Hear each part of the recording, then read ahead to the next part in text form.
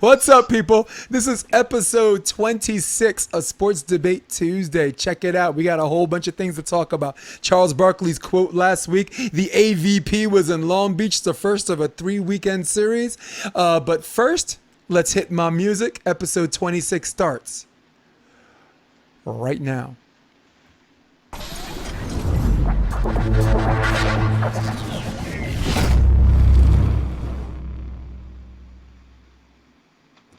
I gotta stay in the singing mood because this is episode 26, and I got to give the people what they want. Rob McLean, what's good, baby? How you doing, man? Oh, we getting right. That's how we doing. We getting right. Whole lot to talk about. You know, we got some good segments, a good idea, bad idea. We got our sports movie recommendation of the week to watch at home. But first things first, let's talk about our wheelhouse, Rob McLean. Let's talk about the AVP. The AVP decided to have a 3-weekend stretch where they had something called the Monster Hydro Cup, AVP Championship Cup Series. And this week, the winners, of course, the finals, Phil Dahlhauser, Nick Lucena, and of course, I believe, I keep doing Alex Kleiman, April Ross, pretty good finals. Yeah, strong that finish. was a good final. I watched that full one. Cool. Let's take a little. Let's check out a little clip.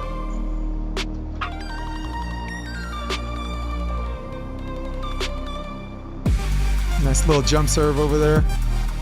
Trevor on the on-2. This is Trevor born in Tri-born and Trevor Crabb. And look at Nick finishing hard, man. That was awesome, dude. That was awesome. So, Rob McLean, this is the question. What surprised you about this AVP series in terms of wins and losses, or just the setup, or maybe the fans? And what did not surprise you? Well, I was pleasantly surprised at the way Phil looked. He looked totally rejuvenated. He looked like, a player of old, maybe like 3-4 years ago. He looked like he was having fun. He was jump serving easy, running up, even though he might not have needed it. It was just kind of part of the game. And I think that's a really important part, is just he can be a float server, but that jump serve is just, whew. And he knows what to do with it. I think that's another thing. Like, you don't have to hit the hardest jump serve. Nah, serve to space. He was just jump serving just perfectly, like picking the right spots, the right times. Easy blocks. It was just great to see old vintage Dahlhauser. What I didn't like, I what didn't surprise you? What didn't surprise me? I guess I'm not going to say it was a bad level, but no one kind of stood out. I think it was just kind of, it was a lot of team play. It wasn't a lot of like individual highlight performances. So it kind of showed like who's a much stronger team chemistry, because you haven't really played in any high level matches in a long time. So you kind of just relying on a lot of the stuff you've been training and a lot of stuff that you're trying to get better on or trying to perfect, or if you're just trying to get back and touch the ball. So it just, it was just kind of didn't surprise me. It was just very, regular average tournament. Everybody kind of finished in the places they're kind of going to finish in with the matchups they matched up against. And I didn't think there was any too crazy upsets or anything like that. So yeah, it was, all right, well, average AVP. Yeah. Well, Rob, here's what surprised me. What surprised me is the chemistry that Brandy Wilkerson and Sarah Hughes had together. They were two very, very good players, but for a while, and they looked like for a long time they looked like they were doing all the right things on the court, but something didn't click. And when I say something didn't click, I'm talking about the net result. I'm not a bottom line guy all the time, but the question is, are you winning these matches or are you losing these matches? And they found themselves losing a lot of matches that we thought, if you look at pound for pound, like a tail of the tape thing, like Brandy touches her toes and then touches the clouds. She's the best 5'10" blocker, which I don't think she's 5'10". I think that's pretty ridiculous because they have Sarah Hughes listed at 5'10". And just you look at them standing together, nonsense, absolute nonsense. So the thing that surprised me is how well their chemistry clicked instantly. And all of their wins were straight up. Some people catch a break in here and this and that. and they were pretty much, let's just say, they were a slew of mistakes away from actually having that finals go to the third set. You're up 2016. Brandy Wilkerson. Brandy knows she got to put away that ball. You know, she ran a back set. Which oh, what are you running a back set for? I'm like, dude, it's advanced volleyball, okay? Stop talking to me like some old dude. Oh, that's a fancy play. Don't gotta run no fancy plays. That's not a fancy play. It's a freaking back set. She ran a back set. She had her wrist away. She had line. There wasn't anyone within 7 or 8 feet of it, and it's either in or out, and she missed. And it's one of those things where when she missed that, I said, ooh, did they call a timeout now or did they wait 19 where, you know, maybe there's too much heat? And a lot of the European teams, you know, we follow FIVB.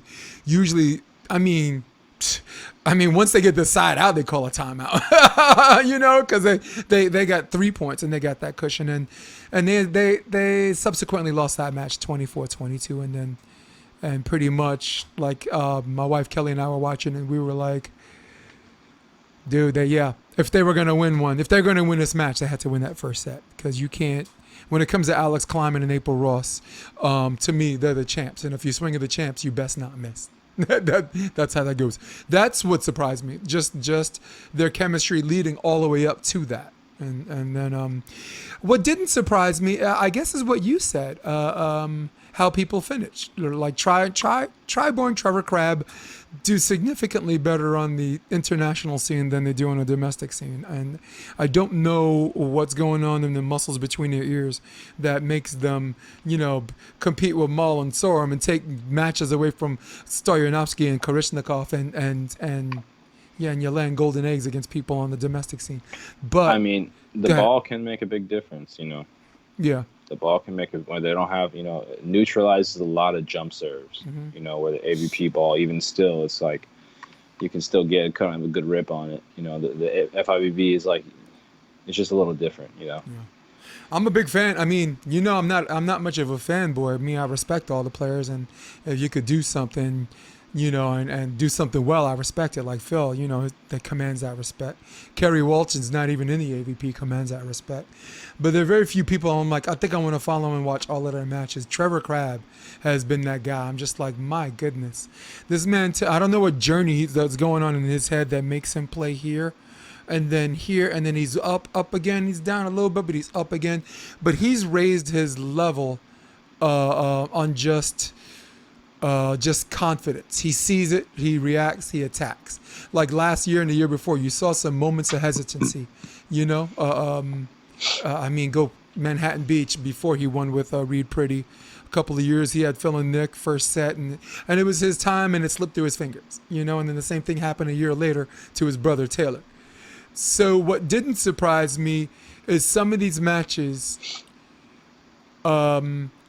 You're right. They're just not. There wasn't something that moved the needle for me. There were these matches where either you saw 4 people going through the motions because maybe they didn't have it looked like a beginning of the season thing. It looks like something you would see before Huntington, you know, right. And then by the time July comes, everybody's amped up. But it looked like either some of the matches, I'm like, either all 4 competitors are won it. They're out there and they want it, or all 4 are just, I don't know. You know, it was weird. Like when you see Phil and Nick play Patterson and Brunner, normally you want to see that match, right? Then you see the first 5 plays and you're like, okay, I already know how this match is gonna go. So I'm not saying they were boring. They're not boring. Volleyball is not a boring sport. Right. So, you know, I just want to make sure the people listening don't make that illogical leap. Oh, Jason said they're boring. Oh, they're not interested people. I'm not saying that. I'm just saying that I think they either know each other so well that it looks like they're going through the motions. And anyone that watches this sport, you watch 6 plays and you're like, you already know who's going to win the match. So, Rob, I guess what I'm trying to say is they have to I'm not saying do your homework. I'm just saying that these matchups where style makes matchups, they have to do something in order to beat Phil and Nick, in order to beat Taylor and Jake, which right now, if you had 8 tournaments, you almost can, and if you bet money, that one of those two teams were going to be in the finals, you're going to cash in all the time, okay? And it's not like you're going to cash in on heavy odds, right? Because I'm not, gee, Jason, you really went out on a limb to say Taylor Crabb and Jay Gibb or Phil and Nick were going to be in the finals. Woo, predictive validity kicks ass. Oh, no. So, yeah, I'd like to see them do things a little bit more unpredictable, and that has, to me, I'm just gonna call it like it is because I'm sitting here wussy footing around it. That has a lot to do with coaching and preparation, and that has a lot to do with knowing your opponent. Okay, like I said before, if you know Taylor likes to whip his body their wrist away, that's one of his vintage shots. Scout it.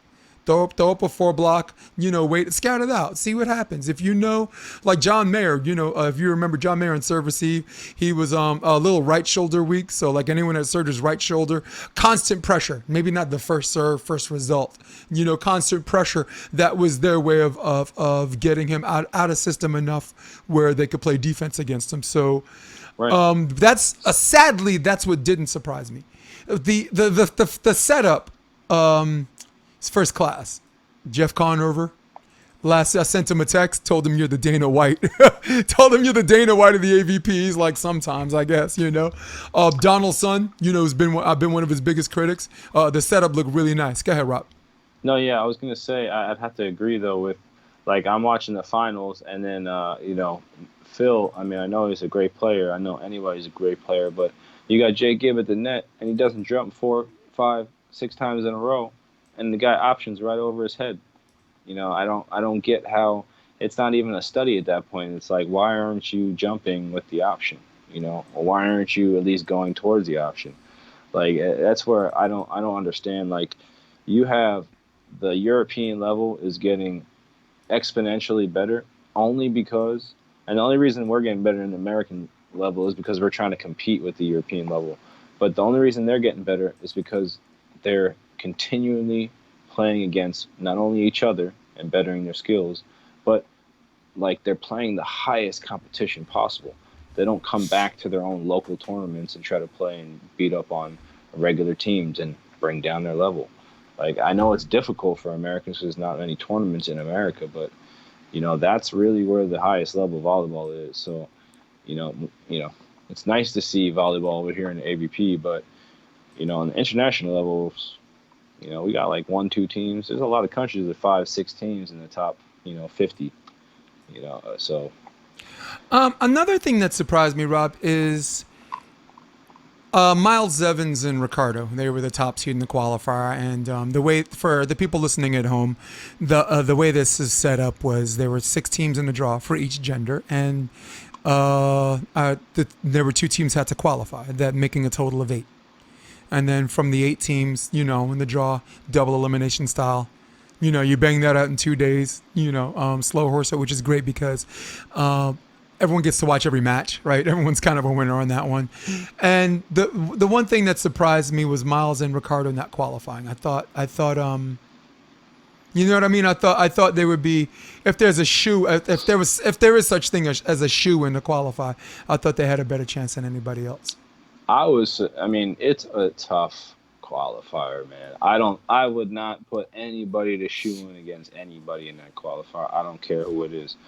I love Ricardo, but the man is getting older every year, and at his age, old means something. Yeah.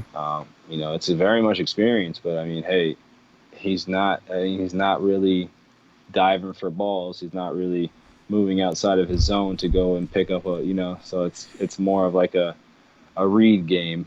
And if teams kind of, feel comfortable against that, again, it's not really about anything that is, if you beat them 21-16, you beat them 21-19, you beat them, right? So it's like, even if it's close, if that person feels comfortable all game and you didn't really change the dynamics of that game, it is what it is, so that's the effect. If you could have a tough jump serve where you serve right in the chest every time, you take off, 10-20% of that jump serve, you put it in the right spot, big difference. So it's like, yeah, uber big difference, dude. Yeah, it was a hell of a qualifier. You have multiple time AVP champs, right? and an Olympic gold medalist in the qualifier. So yeah. So anything else? Any qualifier surprises? Chrissy Jones wasn't a surprise to me because I saw the momentum her and Muno had last year, and I'm like, everyone's talking about Muno. We need to talk a little bit more about Yeah, Chrissy I mean, Jones. let's just talk about that. Like Chrissy Jones has been killing it. And I mean, for what was this, like a year and a half now? She's looked nothing but unstoppable with not only her energy and her likability. Like she's a great person. She's Yep. not like Stuck up. tough to talk to. Yeah, Yeah. wonderful person. I'm not saying that anybody should be touted because they look different, but she does look different than everybody else, and I She think got the that one should be piece. celebrated. But Yeah. in essence, Xana, and I'm not saying she's not a great player, very crisp, real hard worker, but like, no offense, defenders are a dime a dozen in the Southern Cal area. I mean, even in women's volleyball, defenders are a dime a dozen. You have a great blocker, though. That's a difference maker. And Chrissy Jones is not just a great blocker. She's a great teammate, which means a lot. She's a smart player, a really smart player. She is a great side-out player. She doesn't just use power. She uses shots and confidence. And, like, all these things matter, yet they're never talked about because her partner's that good. So, to me, it's just I don't know what it is. I don't want to say anything of what I think it could be, but I think that Chrissy is a wonderful player, and I think that it depends on who she chooses to play with, but she'll always be in the top 10 because she's a really good blocker. She's a really good frontline player, and those don't come along every 10 years. She's going to be a phenomenal player for a long time, and I don't know why people aren't talking about her. I really don't. Look at what Yeah. I mean, I don't I even mean, know what who does she this have to girl do? was. Win a gold medal? Who was this girl that she was playing with? And I'm not saying that in a bad way, but I don't really know her in what. Were they in the top 4 in a small tournament? Or Yeah. top 6 in a small tournament? Yeah. Like, Callahan's of a the good very player. best players. Like, I'm not Callahan's a saying good player. Callahan's not good. No, I'm just but saying, like, yeah. then I guess you can pick up any blocker and get to the top 4, right? Like, I haven't heard her name anywhere recently, so let's be honest. Like, what's the real X factor in that? So No doubt. Yeah, man. Good. I'm just so like glad, and I'm just so glad. It's so weird because she wasn't on our agenda to talk about, no. and that's where we almost failed on that one. And I'm glad we had a chance to mention her. You're I'm like, oh, glad whoa, wait because a she's second. balling. But Chrissy Jones though. Yeah, but Chrissy Jones though. Love Chrissy Jones. I Yeah, mean, man. it just shows you how like easy or how different the game is for a player when you have somebody big and willing. Because she could probably play defense. If she wanted to, she could Yeah. just, she could. But like the fact that she's willing to be that type of player, like, it's just so many great things about a player being able to play their position, but also be willing to play that position and just dominate. Yeah, no doubt. I think for me, like Chrissy Jones, the reason why I think she's able to just play everything, I don't just see sheer athleticism. I see intelligent moves. I see someone that looks like she can make in-game adjustments between sets and between timeouts. She's like, she'll play a couple of reps against someone. It's like, okay, I want to do this different because I think I'm gonna score more points. I see this highly. I don't just see this dark-skinned, high-jumping, intelligent. I mean, intimidating athlete. I see someone who's smart. Cal Poly. Anytime you get an education there, they're not in the business of enlisting dumb people, right? Todd Rogers, her beach coach, you're not going to get worse under that man's game. That man's he's not just an Olympic gold medalist or just this great player that became a coach. He's one of the select few people that whose mental acumen is on full display off the court just as much as it was on the court. So big up, Chrissy Jones. We did it, man. And now let's close up shop with Chrissy Jones. All right, Yeah. we close that door. We're gonna open our door to the NBA. We talked a little bit about this last week, but for the sake of conversation and time frames, we wanted to make sure that we covered in full. And I bring your attention to Charles Barkley's quote. All right, Charles Barkley basically said, and this is in regards to remember we were talking about the jerseys last week. He said Yeah. this. All right, what's happening now is we're turning into a circus. Instead of talking about racial equality, racial justice, and economic justice, we spend all our time worrying about who's kneeling and not kneeling. What's being said on buses, what's being said on jerseys. I think we're missing a point. We need police reform, prison reform. Those are number one and number two things to focus on. We need the cops, good cops out there policing bad cops. And when we spend time focusing on what the jersey that's going to define, that's going to defeat the purpose. My concern is this is turning it into a circus instead of trying to do some good stuff. Let's start with Charles Barkley. Your thoughts on his quote, and then do you agree or do you disagree? Okay. Yeah, Charles, man. I mean, I definitely agree that the thing that I was talking about maybe a week or two ago is just about how there's a lot of mixed messages or, fringe agreements or things that people are talking about outside the realm of possibility and putting it as like the main issue or the main problem. And Charles, absolutely right. These are the only two things that we've been asking for since the very beginning, that anybody should want to ask for, everybody should join along with since the very beginning. But yet we've been given nothing but appeasements. I understand that we can change the Aunt Jemima bottle. I understand that, the Washington Redskins name can go away. Like, I get that, but that wasn't really asked for.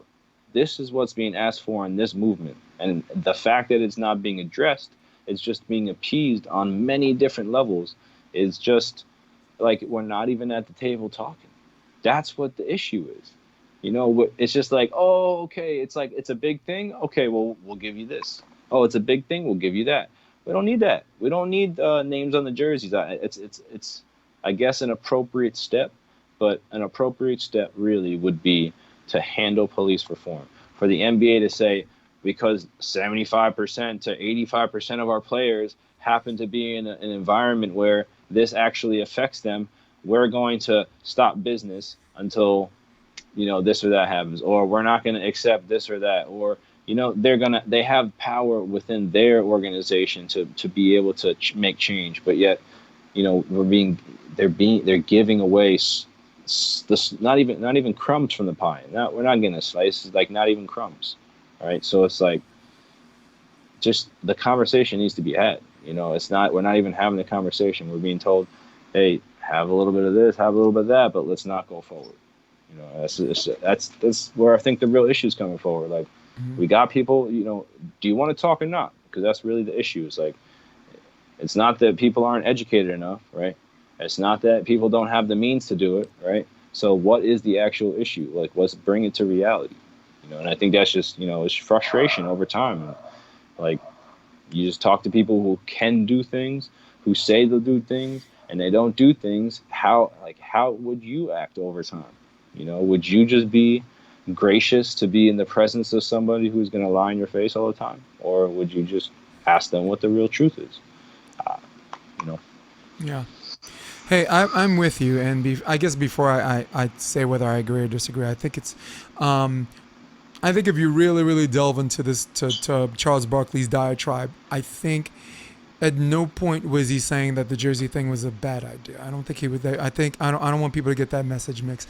I think what he's saying is it shouldn't be such a big story where, like you said, it's the bottom line. Where, right now it's a week later and we're still talking about it. It should be a story for a day. Cool. All right, players get to represent themselves. They get to use their star power on a platform, or maybe their platform helps them with their star power and their bottom line. And it's one of those things that happens when you have a league that's driven by the players. We both agree the NBA, out of all of the major sports leagues, if there's any league that's player driven and not GM or owner driven, I'm at the end of the day the owners win. I'm not trying to say that either. But if there's any league, any professional sports league that's driven by the players, where the players can really, if you mess with them, they can mess with you, it's the NBA. More so than the NFL, more so than Major League Baseball, certainly more so than the UFC. That's Dana, okay? So. And definitely more so than the AVP, right? That's Donald's son.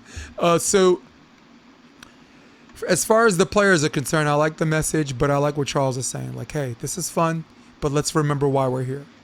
All right, let's remember what we're doing. Let's remember that symbolism is fine, but activism and another is not a completely other thing, but is more so. Let's remember that all these things, and like you said, all of these, you called them crumbs, right? But let's say all of these things they're throwing at us. Let's acknowledge that these are good. Let's acknowledge that, okay, that's fine. But what are we really going to do? When are we really going to get started here? When are we really going to affect change? Is this the beginning, or is this something to quell the thirst for social justice, and so we can all get back to normal and everybody makes money? And that's going to be the question, and I think that's what Charles Barkley's trying to say here, and that's where I wholeheartedly agree with his quote. He has a way of saying controversial things because unlike some people in the last couple of weeks, I talked about people say things because of what's missing in their head, as opposed to what's coming from their heart. No, Charles Barkley, everything that man says, whether you like it or not, it comes from his heart. He means it, and he'll say it again, and he's unapologetic. And I don't agree with everything Charles says, but you gotta respect someone like that, because like you, in this world of fake people, in this world of yes men, and these people, in this world where people smile in your face to appease you or whatever, so they can get on with their lives, that dude is for real. That dude is more straight up and down than 6 o'clock. Okay, so and yeah, big up to Charles on that. Charles in charge. Charles in charge. The round mound. Yeah. God, I love watching that guy play. Dude, yeah. I mean, he was an animal, you know? I mean, before, if there was never a Dennis Rodman, there was a Charles Barkley. You know what I mean? Like, I feel like people don't understand. Like, he had that same tenacity. It's just like Dennis Rodman was just like the worm. You know what I mean? It's just like, I mean, there is just so many great characters in NBA history, you know?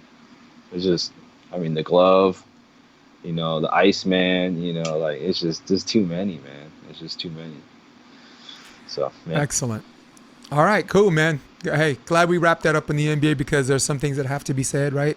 And let's shut the door, at least for this episode. But as far as social justice and what everybody's trying to do, that door remains unequivocally open.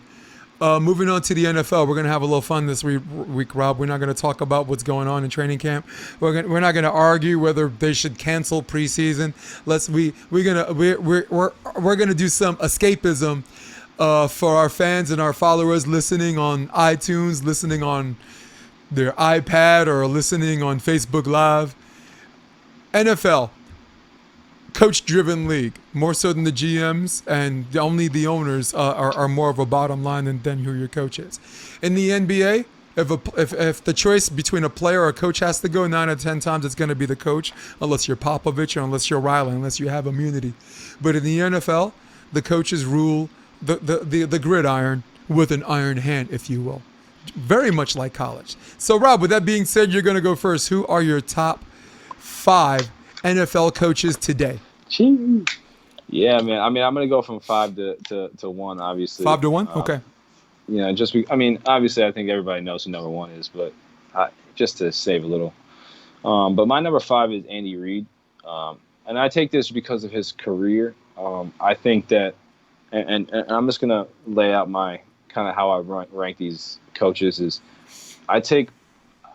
I understand that there's different types of coaches. I think Andy Reid is a phenomenal GM/coach. I think he does a great job, a fantastic job drafting players to the system that he wants to run. But for me, coaching is about, because that would be more of a GM role. Coaching is more about getting the most out of the players that you have and being successful with that. You know, so that's the two sides of the coaching aspect that I'm taking it from. So for me, Andy Reid, I think, is a phenomenal GM. I think that makes him that much better of a coach. But for me, with having less and doing more with it, I don't put him necessarily in the top most category. But he's still a phenomenal coach, and I think he does great on both sides of the ball, which I think is far and beyond. You know, we don't have many of those coaches like that in the league where they can control really both sides of the ball. So, yeah, he's definitely my number 5, top today. Again, that's because there are some new coaches who, like my number 4 coach, who I think has done a fantastic job at changing the way of the league looks, and not necessarily with a power run game, but with a zone run game. Both sides of the field, three running backs back there, just dicing up the field. And then when they need it, you got Jimmy G. You got the passing game. You can kind of dice them in and out. So for Are you me, talking about Shanahan? yeah, I Kyle really Shanahan, yeah. like I really like how, and I was kind of a fanboy of the moment when not Sean Payton, when Sean McDermott, no, not Sean McDermott, Sean McVay, sorry, when Sean McVay came on the scene in LA Rams, and they killed it that one season. Jared Goff came out of nowhere, dominated, and I was like, man, that's crazy. He reads plays and this and that.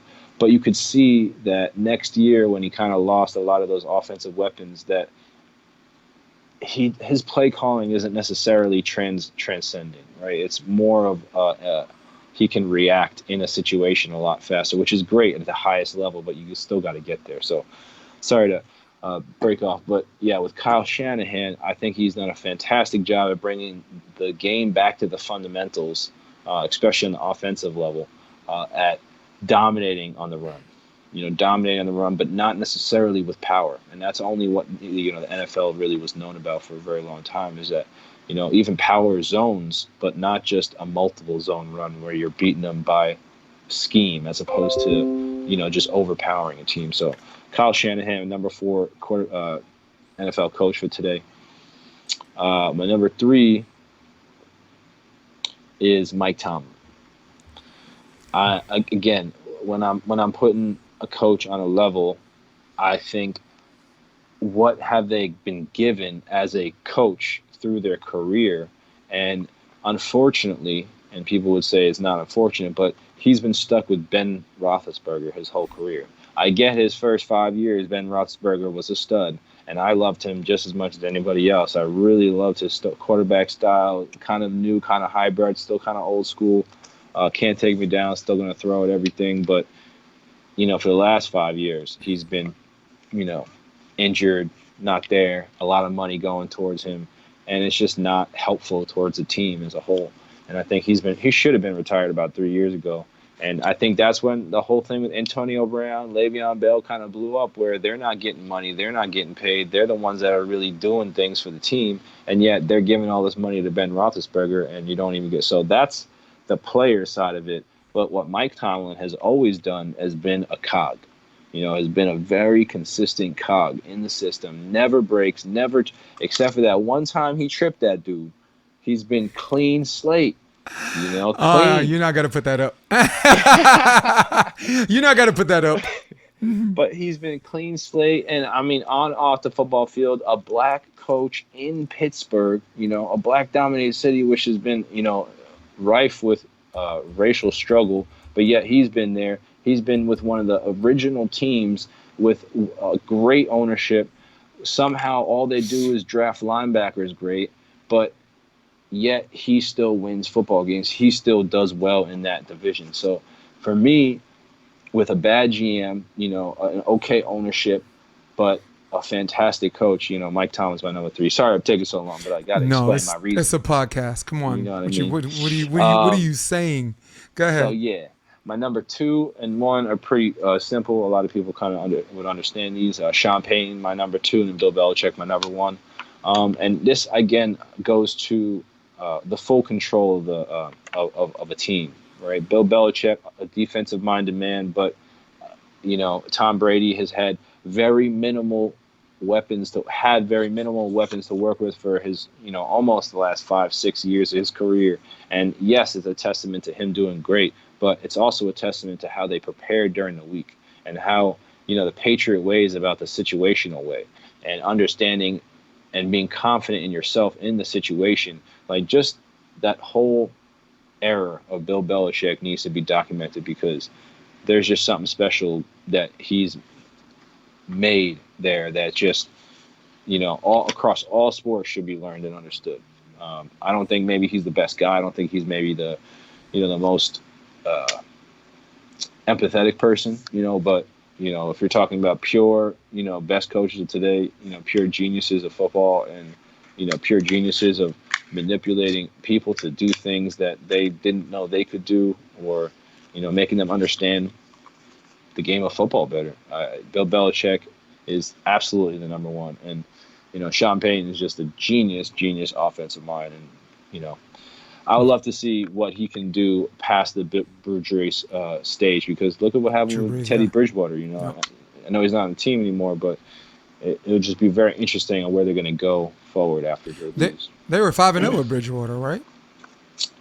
5-6, something like that. 5-0 with Bridgewater. Yep. Cool, man. I like your 5. Okay, and a little controversial picks on my part, but I got because they're controversial, I got to give Sean Payton an honorable mention that did somehow, some way, did not make it into my top 5. And I didn't do any of my honorables.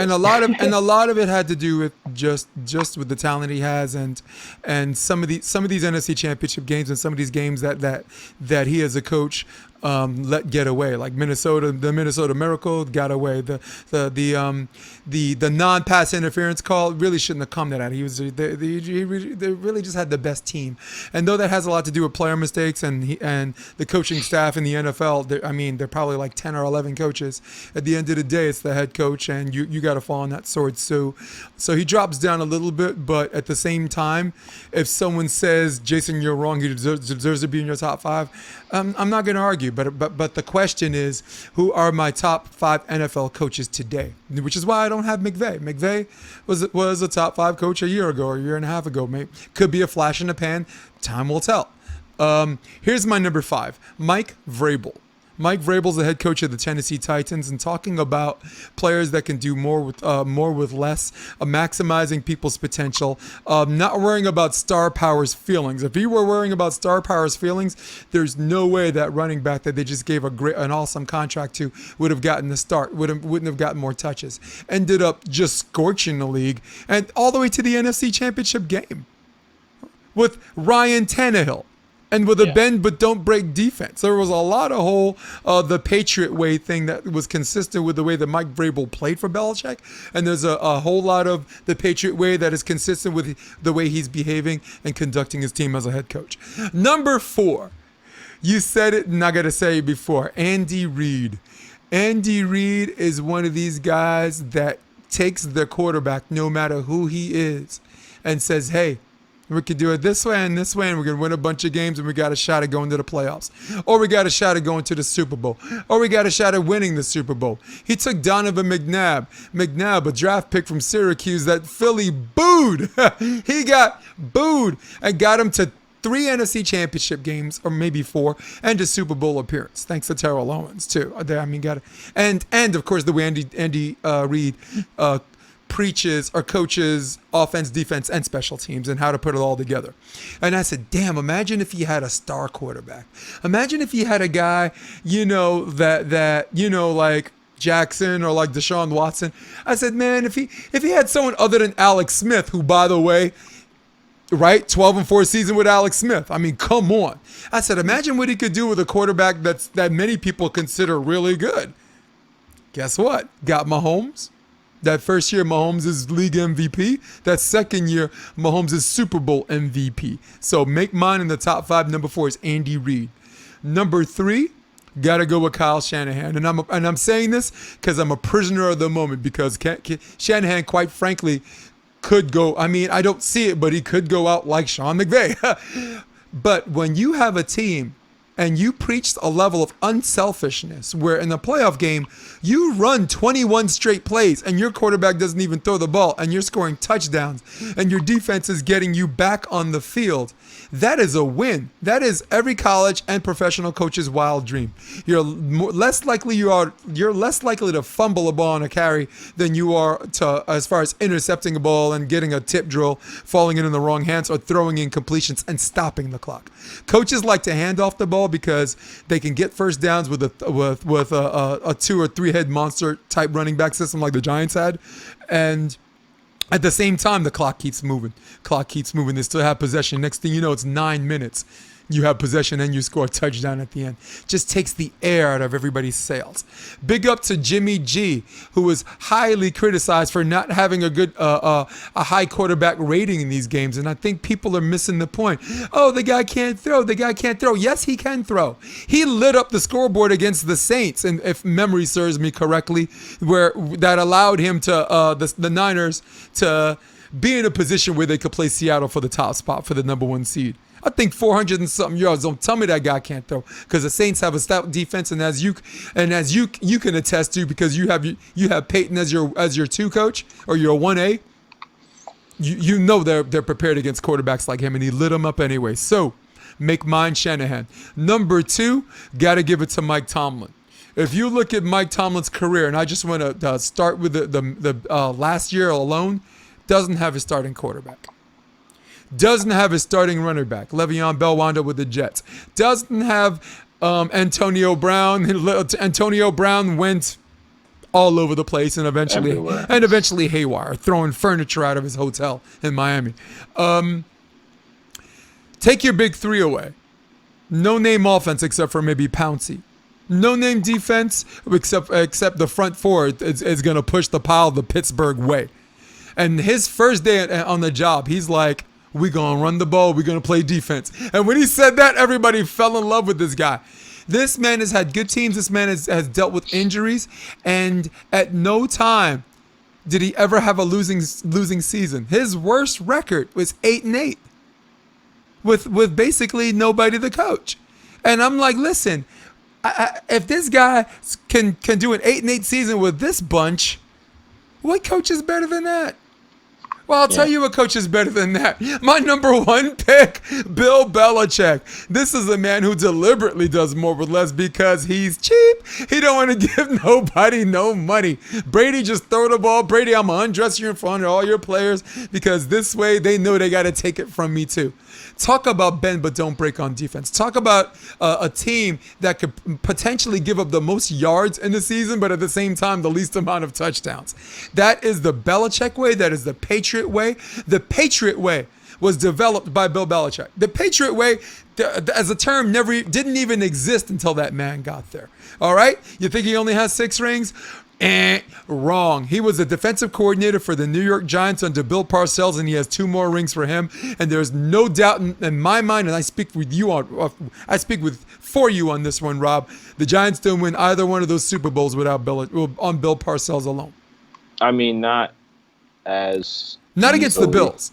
I mean, there's a lot of games there where there's not the greatest, not like a tight game where it could have been a lot different in the game, Yeah. Or it was a blowout where it could have been a lot closer. So, do we give Sean McDermott some love too?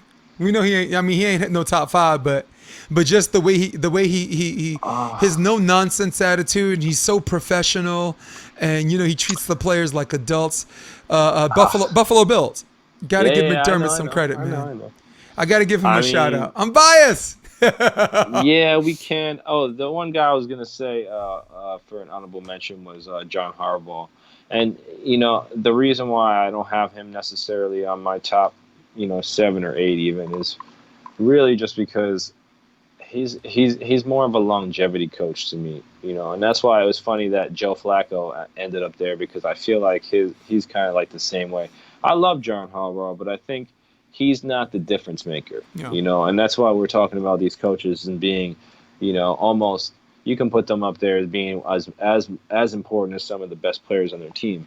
When it comes to a John Harbaugh, I feel like he's more of like a, I don't know how to say it. He just tries to, make it happen, Yeah. That's why I feel like a player like Lamar Jackson, they had the opportunity to, flourish in that system, whatever system they made from there. But in all honesty, if they had another quarterback there, he wouldn't have gotten the chance to do that. And I think that's just in the fact that it was a necessity. It was a chance. They took a chance on him. It's great. But I think that's why it's not going to be very successful in later years, because they're not going to evolve that system. Oh, did you hear that? So I did. I heard it. Did you hear that? You know what time it is? What time is it? It's time for good idea, bad idea. Let's set this up. Rob McLean, good idea, bad idea. The Toronto Blue Jays are not allowed to play baseball in Canada. Basically, Canada is not letting the Toronto Blue Jays play baseball games there. Good idea, bad idea. I mean, in all seriousness, good idea, because if they're gonna be playing there, who they gonna be playing against? They're gonna be playing American teams, and looking at how America's been dealing with the coronavirus, I feel them, So why don't we all just stay in our own places? And if you guys want to decide to play in American, baseball associate in the American Baseball Association, go to America. Let me tell you something, Rob. If Canadians treated Americans the same way we treat Mexicans, man, we'd probably be at war with them. Okay, I think it's a great idea. Okay, you got a country that had the same intention, flatten the curve, and that's what a lot of countries wanted to do, and I thought they did it right. I thought that. I don't know the method and how they did it, but we can't argue with the results. The results are they're not. This epidemic has not hit them as hard as the United States of America and Brazil and other countries, and they'd like to keep it that way until we get our ish together. What do you, right? So Yeah, Rob, I agree. good idea, bad idea. Free Hong Kong not allowed on NBA jersey. I don't know if this is a 1 minute topic. Maybe you just take the whole minute. All right. So I agree. I think this is a bad idea. I'm sorry. I think this is a good idea because when it comes to international issues, I agree with domestic issues being handled with domestic business or with domestic players, players that can actually have a connection with that. And it affects American people on American soil. But once you're talking about an international issue where you're actually speaking about another country and you're speaking about it through a business, through a platform in America that in essence can transmit, to another country, and it could be you saying that you want to free Hong Kong, then it's the NBA saying they want to free Hong Kong, then it's America and NBA want to say free Hong Kong. It's just gets into real muddy water, and I don't think it's something that is good for business in the NBA stance. So Yeah. sorry to take a little longer, but I don't think that it's one a good deserves a whole idea. minute. Mm-hmm. But I definitely think that it's a good thing that we can have the option to have different messages as opposed to just a name on a jersey. Right.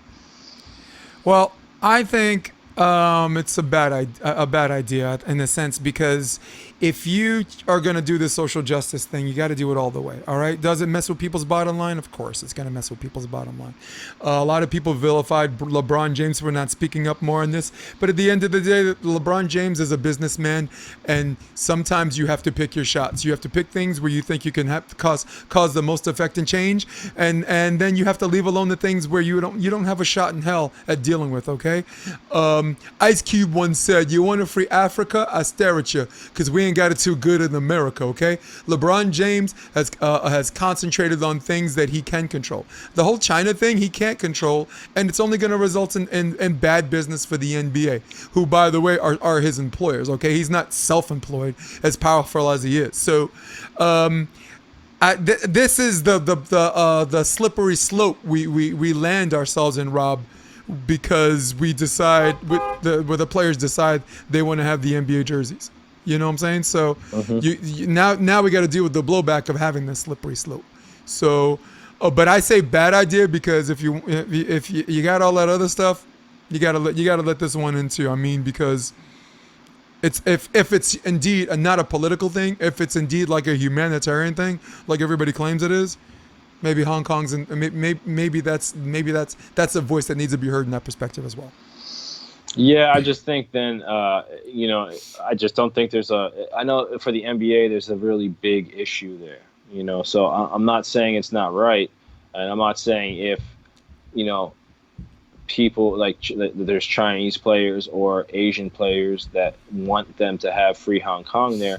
I understand that, but it's not something that can really be affected through this country. But again, maybe I'm wrong. Maybe that's that's the right issue. I don't necessarily know why they wouldn't want to have that, but that would make sense to me why it's an international issue and it's something that can't be handled with a domestic difference.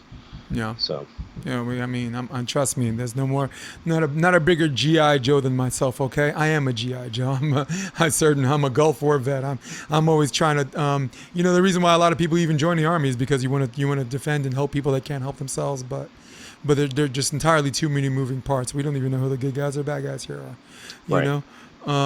All right, so our next section that concludes good idea, bad idea. We cut that short because I want to see if we can etch this thing we got going every week. This section is called "We Recommend Sports Movie of the Week."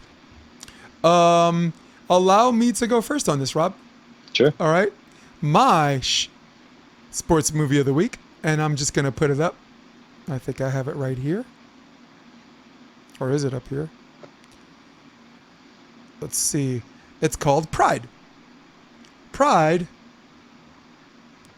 is with Terrence Howard and with Bernie Mac. In 1974, life is not easy for a black man to find employment. So a college-educated Jim Ellis, that's Terrence Howard's character, was trying to find a job at a private school. And when he didn't get a job at the private school, he was a math teacher. He decided to utilize his time and take this recreation center in Philadelphia, in one of the roughest neighborhoods in Philadelphia, and take this recreation center and actually, let's just say, fix up and reinvent this swimming pool. And now that he got the swimming pool, he wanted to have a swimming team, and recruiting black swimmers in pretty much basketball, or like a big three territory: football, basketball, baseball, was a difficult challenge. And I think as a volleyball coach and as a player, former player myself, and just trying to influence people of all colors, but specifically African American players, to play a sport that's not African American heavy, I thought was inspiring. It's based on a true story, loosely based on a true story. Bernie Mac, God rest his soul, the late great Bernie Mac, is hilarious. Terrence Howard is Terrence Howard, and on our scale is on a scale of like 0 to 4 stars, or should I say McKibben beards, I give this movie 3 McKibben beards. What's your movie, Rob? So my movie is The Natural. Robert Redford. I don't even know what movie it is, but it's one of my all-time favorites. I think it's like early '80s, honestly. Yeah. I'm gonna put it up for us, and we could just talk about it. But yeah, it's one of my all-time favorites. It's a young baseball player meets Babe Ruth. Gets to know. Is just a really talented natural player. Gets injured, gets older, heads back to the league, and then, sees if he still has the talent, and, is better than everybody in like a AAA league. Gets moved up to the majors. It's just a great little story about, perseverance and how, over time, your mind deteriorates, your body deteriorates, but what you're gifted at, what you're born to do is just, it'll always be there, and you just need to understand how to share the gift, whether it is physically or metaphysically, giving to other people, giving to other players, giving confidence to other players, and not just being confident in yourself. Just there's so many things unspoken, I feel like, in that movie. It's just an amazing sport movie. So for me, that's one of my all-time favorite movies. So that's definitely a 4 McKibben beards. So that's easy. Yeah, The Natural, man. 4 McKibben beards, 4 case beer mustaches, 4 stars. I really like that movie, and I really love me some. Yeah.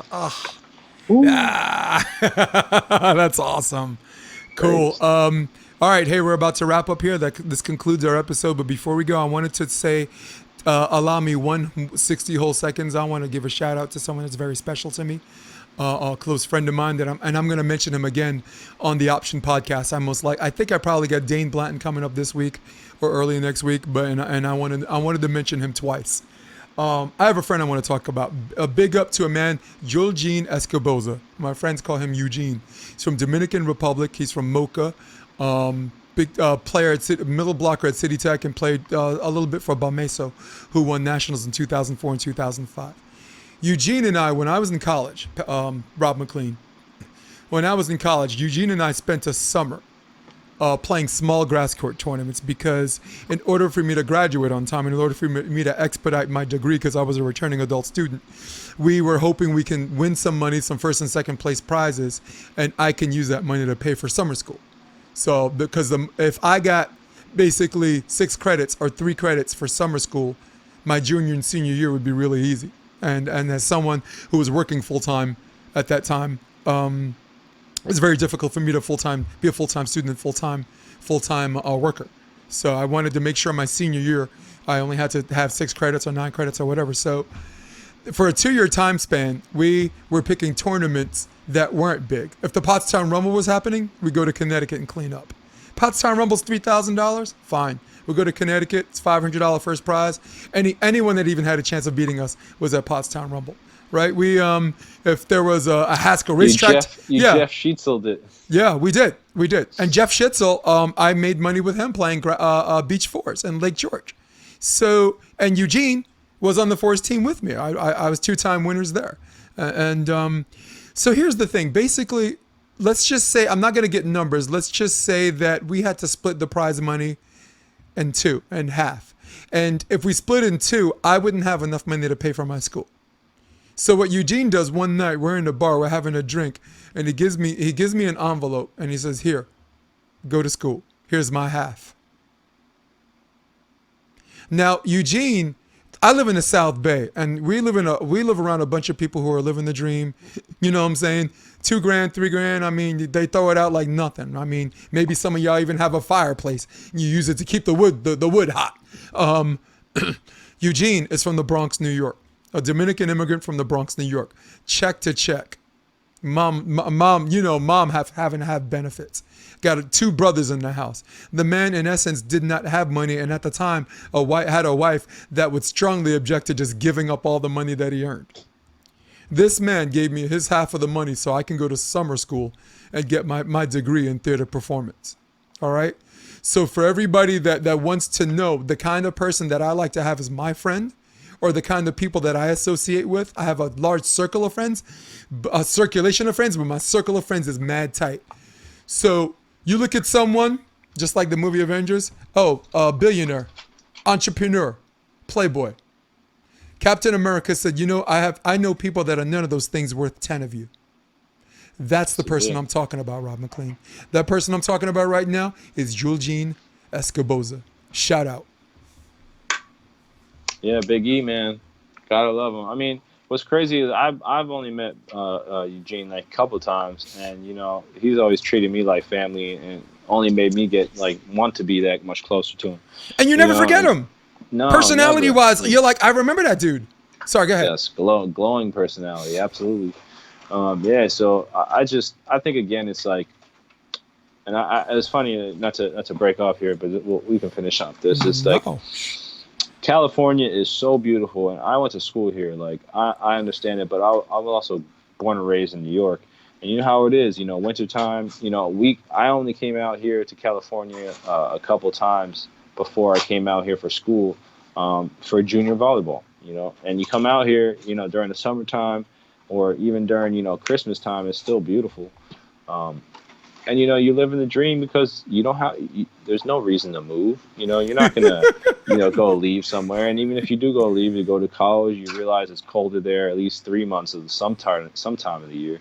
And you'd be like, yeah, I'm going to go back home. I get home cooked meals. Like, for me, if I go home to home cooked meals, I got to go suffer for 6 months of, you know, winter, you know, or the other 6 months is going to be scorching hot summer.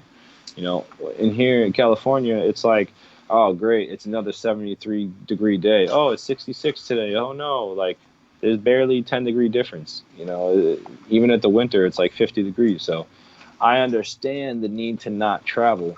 But on the other end, when I have traveled and understood and respected other cultures that I didn't understand or I didn't even know about before, you know, you grow as a person. You understand that the things that can't really be explained are not things to be feared. They're just things to be learned. And I think that people in this area, as much as they've traveled to hotels and been on glamorous, beautiful vacations, traveling and understanding a culture and getting to meet people and to live in an area where you haven't been before and to be there for a long time and to struggle in a place like that is different, and just seeing different types of people and understanding that there's all different types of people, colors and types, and every type of person that can struggle or can succeed. It's just about the type of character that person is. Then we start to see change. Then we start to see different people. That's why in America, Chicago, Miami, New York City for sure, they're all major hubs, but they all are very diverse. You go to LA, downtown LA is a lot different than most other parts of California. Yes. Agreed. There's a big difference. You want to say, and the big difference is the diversity is not what is diverse across all of America. There's a lot of different type of diversity in LA. So again, I know a lot of people on the West Coast that could travel to Asia. I've never been to Asia, but I know I've traveled someplace, and I know that someplace has given me an understanding of different culture. God bless. So, I think around here, people just have to widen their experience of different things and bring back their experience and bring back their knowledge and bring back their, their growth. And the cool thing that makes this story cool is that, like, even the person that doesn't have to worry about paying for college, even the person, that didn't have to take out loans, maybe they got a scholarship, or maybe, maybe they're just in a situation where they're financially, where it's financially convenient, and I don't crap on those people either. I don't hate the rich. Actually, I like the rich. I wish everybody was rich. No, but even the people that don't understand this story, and this, they appreciate it. They're like, wait a second, that's really real, and that's how I wanted to end. This brother's really real, man. All right. Yeah. And that's how we're going to end. All right. This episode 26. Yo, man, Rob's been real, man. We up and down all kinds of colors, man. Got to cover our wheelhouse. And the crazy thing is the UFC had 2 events. We didn't even cover that. We could just say Figueroa is a problem. And we could say Calvin Kattar is a problem. Hey, and Dan Inge, though. Dan Inge is a problem. Ooh. Ooh, hey, give him a couple more fights. And he can be looking real clean on the feet. It's too bad those two had to run into each other. I know. But Calvin Kattar, let's just say, watch out for Calvin Kattar, but his nose better also watch out. So we can just stop that right there. Yeah, because that honestly, I think that altered Rory McDonald's career. Rory McDonald, man. With Robbie Lawler. You don't really hear about him no more. He's in Asia somewhere fighting in K1 or something. No, he's a Bellator. Oh, and both. You're right. Wow. Yep. All right. Hey, we're wrapping up. Hey, for all of you at home, for all of you on your iPad, watching this right now, for all of you at our restaurant, on your iPhones, waiting to get a seat, outdoor I prefer. For all of you on your desktop who runs the world, old school. For Rob, keep it McLean. I am Jason DeBeas, and I speak for both of us when I say, we're out. Hit my music. Come check out the Option Podcast on OptionVB.com. It's also available on iTunes and Spotify, and on YouTube under the NY Varsity Sports handle. You're going to love what you hear.